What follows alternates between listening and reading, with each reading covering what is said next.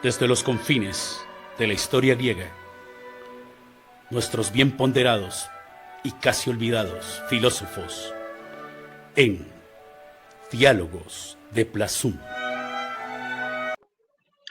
Un cordial saludo y bienvenidos a esta nueva emisión de los Diálogos de Plasum, un programa lleno de conocimiento y sabiduría que se encarga de ahondar en el pensamiento filosófico hasta lo más profundo de su historia. ¿Cierto, Preistótenes? ¿Cómo estás, Preistótenes? Recibe un cordial saludo, apreciado Wilmar de Mileto. Hoy estamos muy felices de tener a uno de los grandes filósofos de la contemporaneidad colombiana, ¿no? Diegóstenes de Matius, hablando un poco de él, escritor, comediante, también profesor, anarquista, detractor, entre otras cosas, ¿no? Cositas importantes de él. Tiene dos libros muy interesantes, uno que se llama Formateando la Memoria, interesante pues para toda esta gentuza vulgar que no sabe nada de su país, y otra, una novela negra o policíaca que se llama La Cofradía de los Indeseados. Diegóstenes de Matius es licenciado en Ciencias Sociales y también es magíster en Escrituras Creativas de la Universidad Nacional, lo que nos demuestra que los comediantes estudian, ellos estudian. O sea, no solo es mierda lo que dicen, sino que detrás hay toda una estructura interesante. Se hizo conocido gracias a este programa de comediantes de la noche, ¿sí? Eso es Diegóstenes de Matius. Bienvenido, Diegóstenes. Maestros primélínicos y postraumáticos, estoy muy complacido de estar aquí en este mesozoico templo de sabiduría en el cual nos convoca la luz intermitente de Freistóteles, que se prende y se apaga. Muy contento de estar acá, ¿cómo les va? ¿Qué tal? Muy bien, muy bien. Muy bien, Diego, no, pues felices de tenerlo aquí. Entonces, nosotros queremos con este programa culturizar a la gente y en esta segunda temporada invitamos a personas a que nos resuelvan ciertas dudas epistemológicas. Entonces, nos gustaría empezar de una, si le parece bien. Hágale, que hoy estoy lleno de epistemología. Listo, muy bien, Diego. ¿Acabo de consumir algo o algo así? ¿No? Es un estado natural, es un estado del alma. Es un estado del alma. Muy bien, Diego. Vamos con la primera pregunta, Diego. Quisiera preguntarle a usted, ¿por qué en Colombia los filósofos ven series de Netflix? Para aprenderle a Merlín, ¿no? Que es el filósofo de Netflix. Esa es la nueva contemporaneidad, maestro. Ahora se necesita estar atento a lo que nos dicen las nuevas formas del lenguaje. Y en esas formas del lenguaje, pues Netflix es la nueva plataforma de la sabiduría, ¿no? Es como Dios Google. Entonces ahora los libros ya no tienes que verlos, ya no tienes que leerlos, ahora solo basta con verlos y viene por temporadas, como con dibujitos. Eso es lo que yo pienso. Esa pregunta está... ¿Quién fue el que fumó acá? Freistótenes siempre lo convida a uno, pero la cuarentena no nos deja hacerlo al tiempo. Querido filósofo, ¿usted cree que el hambre justifica las acciones violentas? Qué pregunta más apropiada e interesante. El hambre... A ver, me gusta esa pregunta. Vengo de leer un libro muy interesante que recomiendo mucho, que justamente lo tengo acá y quisiera mostrarlo ya que me encantan estas conversaciones, que se llama tal cual como la pregunta que usted me hizo, que es El libro del hambre, de Martín Caparrós. Este man hace un viaje por el mundo, ¿no? Hablando sobre el hambre. Entonces va a Sudán, va a la África, a toda la África, está el Madagascar. El tipo habla una cosa impresionante y es las villas miseria allá en Buenos Aires, en un país que el man cuenta que en el 70 no había pobreza. Y el nivel de calificar en la pobreza es que básicamente los pobres comían lo mismo que los ricos, ¿no? Que era como lácteos, verduras y carne. Y entonces este man intentó un análisis y yo creo que tu pregunta tiene que ver con lo que pasó en Tasajeira, creo que es ¿cómo se llama exactamente el municipio? Tasajeira. En Tasajeira. Y pues mira, el hambre justifica un acto violento cuando el hambre es el diario vivir. Es decir, cuando la dignidad humana no es correspondida. Ahí decían en esa noticia, hablaban del concepto de ladrón, que son ladrones, y pues usted no puede ser ladrón cuando usted no es ciudadano. Pues es una cosa elemental, o sea, ¿cómo lo van a juzgar si ni siquiera le dan las garantías mínimas? Entonces, yo creo que justamente esta gente no está robando, esta gente no está, eso no los excluye del acto delictivo. Lo que trato de decir es que esta gente lo que está haciendo es sobreviviendo. ¿Cómo sobreviven? Con un acto delictivo. Eso es lo que yo pienso. Y si usted es punk y no le dan comida en un lugar de empanadas, su anarquía le da para que coja patadas y hueputas empanadas, pero después se las come patianes. Es lo que yo digo. Muy bien, Diego. Diegóstenes. O sea que Colombia es más hambre que país. ¿Cómo ve a Colombia socialmente, políticamente, económicamente? ¿Y usted qué cree que le depara a este moridero? Pues más cruces no caben. ¿no? En este moridero ya más cruces no caben, toca empezar a sembrar sobre las cruces. Eso también está muy interesante con lo que habló Petrovsky y lo que dijo de la desobediencia civil. Y es que uno sea petrosquero, quiera Petro o no quiera Petro, pues hay una cosa que el man sí dice que deja claro y es un poco la ilegitimidad del gobierno. Y es una cosa que la gente no comprende. La desobediencia civil no significa necesariamente usted ir a agarrar a matarlos a todos, basta con que matemos solo a uno, que es el que necesitamos muerto. No, mentiras, no hagan esas cosas violentas. Basta, no se trata de hacer actos violentos, sino simplemente de una posición férrea frente a lo que está ocurriendo en el gobierno. Y lo que está ocurriendo en el gobierno es pues ilegítimo, porque si se comprueba lo de la niña política, pues obviamente significa que es un gobierno que llegó con la corrupción y que un voto es igual de corrupto comprado a 1000 votos, como un muerto es igual a 100 muertos. ¿De qué dependemos? Dependemos del Estado, ¿no? Y dependemos un poco de la legitimidad y dependemos de la ley. ¿Y quién es la ley? Pues el mejor amigo del presidente, que es el fiscal. Entonces ahí se vuelve eso un poco como el futuro se vuelve terrorífico, ¿no? Como que antes teníamos la esperanza en el futuro. Ahora el futuro es lo que nos depara miedo. Y justamente para que ese futuro no nos depare miedo, pues tenemos que empezar a generar la sospecha. Yo creo que un poco lo que nos corresponde a nosotros es la sospecha, que es lo que hacen ustedes, lo que trata de hacer uno, y es como no tragar entero, como sospechar un poquito. Creo que esa es la solución para este moridero, porque no creo que haya una salida para mañana. Creo que la nueva generación necesita empezar a sospechar y hacerse preguntas. Eso es lo que creo. Vale, bueno, vamos a hacer un cambio abrupto de tema. Hay que aprovechar a nuestro querido. Un cambio abrupto de tema para... ¿Y quién más que tú para que nos ilumines sobre esta pregunta tan hermosa? ¿Para ti en Colombia se hace verdadera comedia o solo son una parranda de vagos que quieren agradarle a los demás? A la gente le fascina meterme en líos. Que soy el único hijo de puta que hablo. Hay de todo y no es una cosa exclusiva de Colombia. No tiene que ver con que sea una cosa exclusiva de Colombia. Primero quiero dejar eso claro. Segundo, creo que nosotros sí estamos en un momento de la comedia en el cual intentamos solamente agradar al público. Es una necesidad y no creo que sea exclusiva de la comedia, sino creo que tiene que ver más con la forma como nos han educado frente al humor. Por eso las personas que se han salido del humor de esa complacencia son las que han hecho ruptura, ¿no? Que es como Jaime Garzón o lo que hizo en su momento el papá de nuestro ex fiscal, este señor Humberto, ¿cómo se llama este man? ¿Cómo se llama el fiscal? El fiscal anterior, Humberto Martínez, justamente, que era un actor de Sábados Felices, más o menos ya a finales de los 70s, que hizo una crítica política muy bien chévere, muy chévere. Entonces, pero esos son los que han hecho ruptura. La ruptura cómica en este país creo que ha estado más cercana como a lo escrito. Me parece que escritores como Daniel Samper Pisano, lo que hizo Clean, era como una manera mucho más culta de generar comedia, por decirlo de alguna manera. El stand-up en un momento llegó a hacer esa ruptura, como que llegó a romper algo que ese establecimiento de lo cómico, cuando penetró como a los medios masivos, pero siento que con el tiempo el mismo sistema volvió y lo atrapó y le dijo, no, bueno, pero esto se hace así. Entonces los mismos comediantes empezamos a entrar en la categoría de confundirnos con la gente que hace chistes, con los que cuentan chistes. Nosotros mismos empezamos a entrar en esas dinámicas porque no empezamos a encontrar un rumbo determinado. Ahí voy, pero necesito tomar algo. Listo. Bueno, muchísimas gracias. Es decir, o sea, estamos... No, pero quiero terminar una cosa. Ah, listo. Y entonces, lo que pasa ahora, lo que siento que pasa ahora, es que hay gente que quiere hacer comedia. Ahora hay una pregunta de gente que quiere hacer comedia y gente que quiere hacer entretenimiento, que son dos cosas distintas, considero yo. Creo que para hacer comedia uno tiene que llegar a la crítica. Eso no tiene que ser la crítica social, puede ser crítica de cualquier cosa, pero tiene uno por ejemplo que hacerse preguntas ontológicas y yo creo que todo el mundo, todas las personas en el planeta tenemos preguntas ontológicas y creo que justamente la comedia es la que tiene que hacer esas rupturas, queridos filósofos. Mira, una pregunta. El maestro Martínez, ¿cómo decirle? Presocrático, Wilmar Socrático. Sí, Wilmar de Mileto. Wilmar de Mileto, esa no es peluca. Cambio, no. Natural. Esa sí es natural. Natural. En cambio, la del maestro Fredistóteles, esa sí es como comprada en la 13, ¿sí o no? Ese es mi pelo para la noche. Yo tengo una doble vida.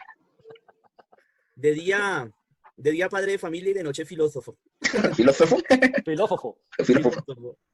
No, muchísimas gracias, Diego, por estas grandes respuestas. ¿Usted se considera que es un comediante de ruptura o usted es un man que hace parte del entretenimiento?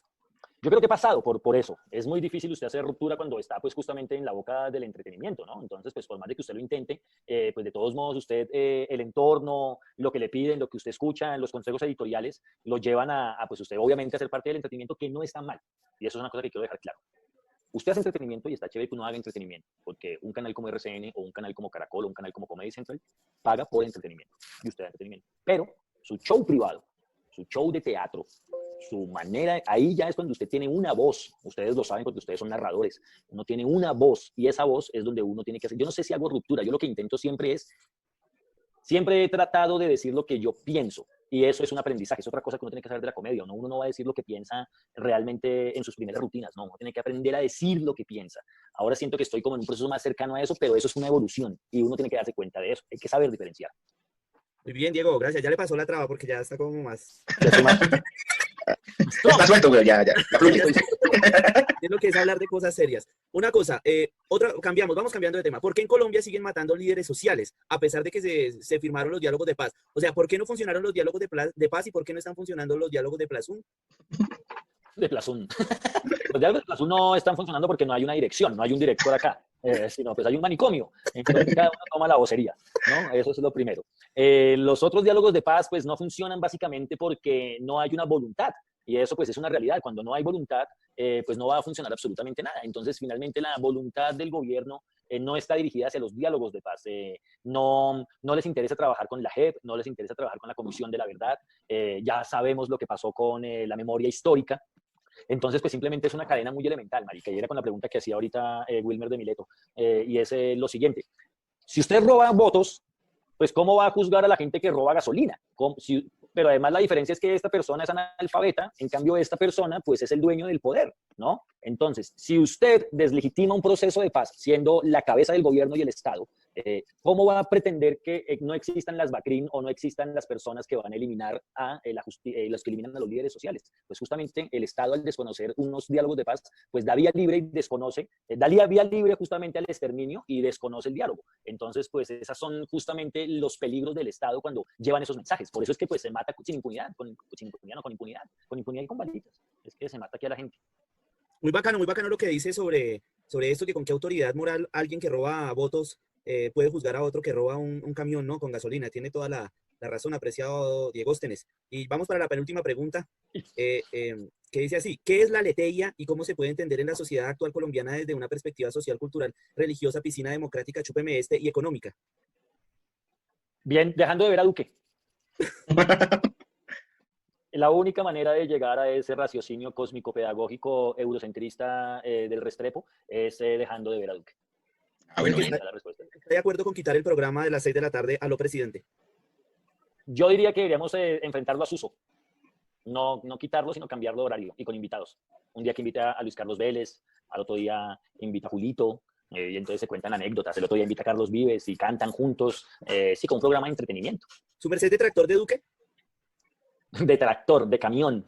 Lo que pasa es que, mire, yo pienso esto de Duque. Yo pienso que Duque simplemente es un delfín que usaron ahí como lo que decían en mi barrio, gancho ciego. Entonces, lo que le corresponde a él es simplemente por ser tan imbécil. Eso es lo que le tiene que caer, la rigurosidad de la ley y el peso histórico sobre su imbecilidad. Eso es lo que si Duque le ofrece a usted el Ministerio de Cultura, ¿usted qué hace? Lo vendo. Lo vendo en una rifa. Se lo vendo a ¿cómo se llama el de la alcaldía? ¿Cuál, güey? Yo compro boleta. El actor de la Montenegro, al Morito, a Montero, se lo vendo. Montero. No trabajaría. Mira, lo más cercano que yo he estado y no me sentía tan bien en ese momento, pero fue un momento para mí de poderle hablar a las personas, y es que yo trabajé directamente con Gina en Parodi, en las conversaciones o con los jóvenes en el tema de ser pilo paga, ¿no? Y entonces me encontré en ciertos lugares con Santos, como en momentos donde yo tenía que hablar antes que él y tal. Y eso me servía como para tener un contacto con los estudiantes, como poder hablar a la gente sobre educación. Entonces trataba de no vender mi libreto, sino de la importancia de la educación, justamente, no vender el libreto estatal. Pero no creo que yo pudiera ser parte de algo estatal. No. Trabajando directamente con alguien de algún gobierno como Petrovsky o Dukowski, no. Dukowski, ¿te encontraste con Santos? Sí, estuve varias veces con el hombre. ¿Se trababan los dos? ¿Él mete marihuana? Él ya venía trabado. ¿Santos sí se depilará las cejas, lo que viste cercano, Diego? ¿Sí se depilará las cejas o...? No, él se las pinta. Él se echa como un poco aquí al fondo para que le queden así como más marcaditas, como se las delinea. Las delinea. Bueno, hablando de ese filósofo Santos, aquí hay una pregunta, la última pregunta, que, bueno, se sale del contexto un poco, pero bueno, su merced, ¿qué piensa si el filósofo Nietzsche hubiera sido colombiano? Pues aparte que hubiera sido cantante de salsa, que pues ya es la lógica, hubiese pues está muy chévere, porque entonces hubiera hecho todo un replanteamiento del superhombre, dado que aquí el superhombre ya es Uribe. Entonces, bajo esa premisa de que Uribe se considera el superhombre, entonces ya Nietzsche diría, uy, fue puta. Entonces aquí tengo que replantear todo mi concepto, pero llegaría al mismo eterno retorno que es Colombia y es la impunidad. Te vamos a dar una palabrita y usted nos responde con una sola palabra, ¿sí? Así como hacen en esos programas de entretenimiento, a propósito del entretenimiento. ¿Listo? Listo. Entonces, Wilmar, de Mileto, pregúntale y él te va dando la respuesta. Fajardo.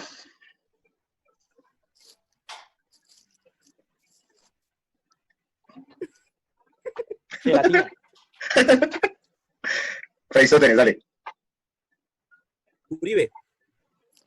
Motosierra. Petro. Petro. Laberinto. Jesse Uribe. Jesse. Sí.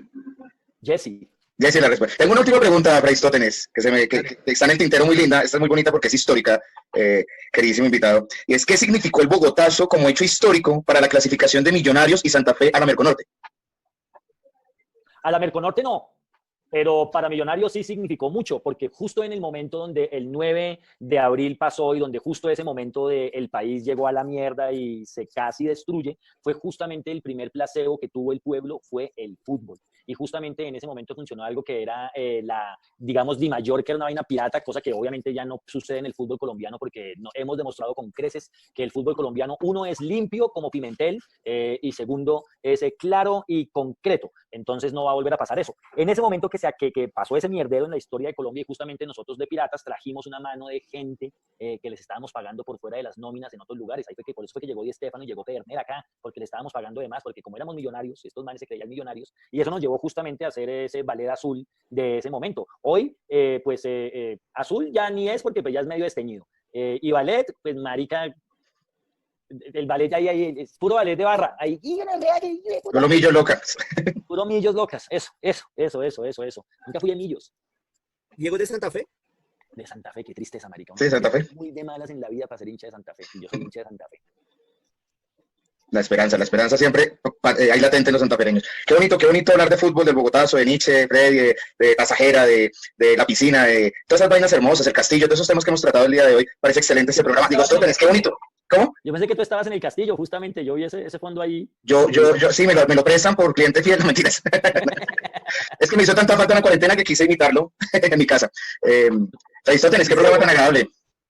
Ha sido el mejor, sin lugar a dudas. Sí. En este gran invitado, Diego Stenez de Matthews, a quien conozco más o menos hace que unos 17 años. Lo vi por primera vez contando cuentos allá mechudo y con aretes, allá en la Universidad Distrital en la Macarena. En la Macarena. Allá lo conocí también. Y allá vivía cerca de un apartamento, después dictó clase y ya después lo vi en Comediantes de la Noche y ya lo vi en una novela. Ah, lo vi en una película, hermano. Sí, es una vaina. Yo vi esa película en el viaje Bogotá-Medellín en bus, pero solo por ver a Diego Mateus actuando. Solo el momento que está llegando al Boquerón. ¡Jin! Jarijabe en el Boquerón. Y fueron a grabar a México y Tales. A San Francisco. Ah, eso estuvo en San Francisco la grabación. Grabamos buenísimo. en pleno, y ha salido en San otras Francisco. películas y tales. No, Diego, muchísimas gracias por tanta genialidad. Entonces, un cordial saludo, Diego. Muchas gracias por la entrevista y tales, y nos vemos en una próxima ocasión. Nada, parceros, pues a ustedes muchas gracias. Estaba muy bacano el formato, muy chimba. Me hubiera puesto mi corona de laurel, o por lo menos de cilantro, si hubiera tenido la oportunidad. Nada, muchas gracias. Espero que estén viendo ahí La Pluma al Vuelo en YouTube, que es un canal que tengo ahí como de comedia política, y entonces estamos conectados. Namaste, por favor. All Budiris Baris, Exuhadi Tapa, Cogito Ergo Sum, y todas las cosas que se dicen los filósofos. Eso. Los que vieron hasta aquí, comenten algo si es que si terminaron de ver el video. Nos vemos en la próxima emisión de Diálogos de Plazum. Chao, Aristóteles, chao, hasta luego. Abrazo, Diego, un abrazo. Abrazo. Chao, parceros, gracias.